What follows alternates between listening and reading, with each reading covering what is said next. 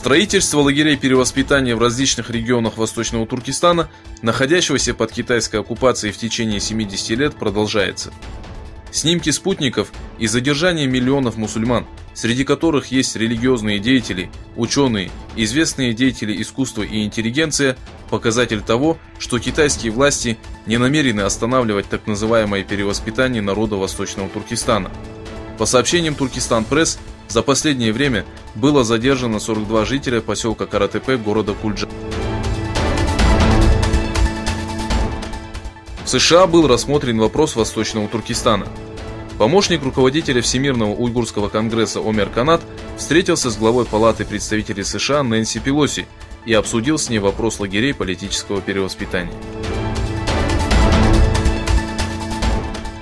Пресс-секретарь Министерства иностранных дел Ирана Бехрам Касыми сделал заявление о том, что президент Рухани не принял отставку министра иностранных дел Джавада Зарифа.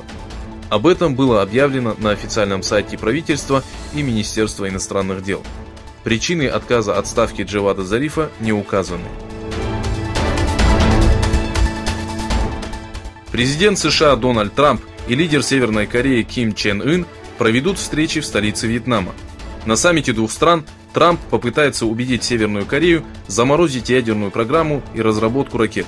Взамен Вашингтон обещает Пхеньяну гарантию безопасности и налаживания двусторонних отношений. После атаки военно-воздушных сил Индии пресс-секретарь пакистанской армии генерал Асиф Гафур осудил действия индийских военных и сделал следующее заявление: «Теперь ждите нашего сюрприза. Наш ответ будет иным, и вы сами в этом убедитесь». Ранее Индия подтвердила факт воздушной атаки территории Пакистана.